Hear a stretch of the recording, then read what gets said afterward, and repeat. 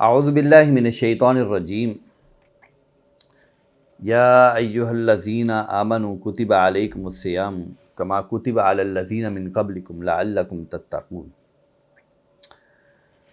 معزز سامعین، پیغام رمضان کے نام سے یہ دروس کا سلسلہ ہم نے شروع کر رکھا ہے۔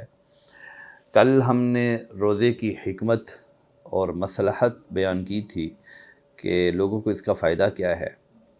آج اسی سلسلے میں بات کرتے ہیں کہ روزوں کی جو تعداد ہے، مقدار ہے، کوانٹٹی، یہ کیوں مقرر کی اللہ تبارک و تعالیٰ نے، اس میں کیا حکمت ہے۔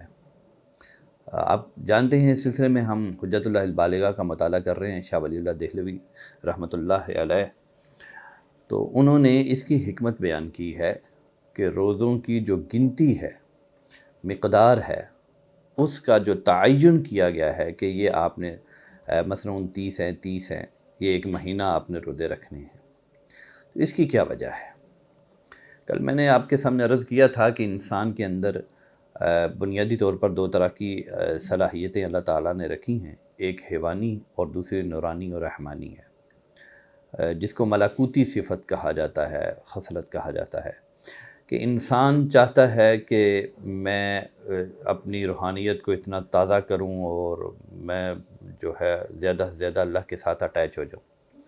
اور دوسری چیز، بعض انسان جو ہے وہ مادہ پرست ہو جاتے ہیں، وہ حیوانی صفت جو ہے اس کو غلبہ دے دیتے ہیں اور مادیت کی طرف مائل ہو جاتے ہیں۔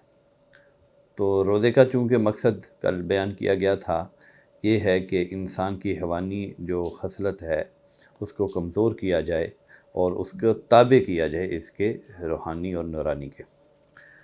تو اسی ضمن میں روزوں کی جو مقدار ہے اس کا تعین کرتے ہوئے، اس کی حکمت بیان کرتے ہوئے، مقدار کا جو تعین کی گئی ہے، شاہ صاحب بیان فرماتے ہیں کہ آپ ذرا غور کریں کہ اگر مقدار متعین نہ ہوتی تو یہ دو چیزیں انسان کے اندر پائی جاتی ہیں۔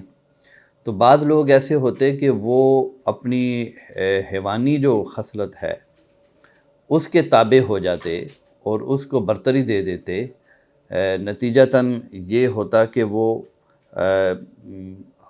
اس کا شکار ہو جاتے اور روزے رکھتے ہی نہ ہو، کیونکہ روزوں کی تعداد تو متعین نہیں تھی۔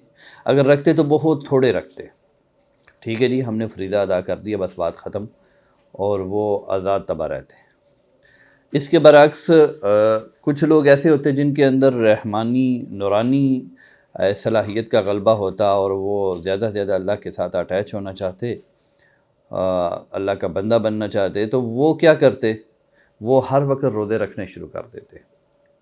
تو یہ دونوں انتہائیں ہیں۔ اسلام دین عدل ہے، انسان کو وسط میں رکھتا ہے، اور اللہ تعالیٰ نے تعداد متعین کر دی کہ میرے بندو یہ 29 دن جو ہیں، یہ تم اگر اس فریضے کو سر انجام دو، روزے رکھو، تو تمہاری بہیمی اور حیوانی قوت جو ہے وہ مغلوب ہو جائے گی اور نورانی اور روحانی قوت کو غلبہ مل جائے گا۔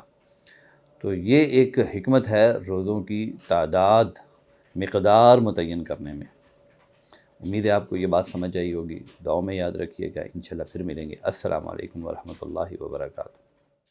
زندگی شعور سے، الحکمہ انٹرنیشنل۔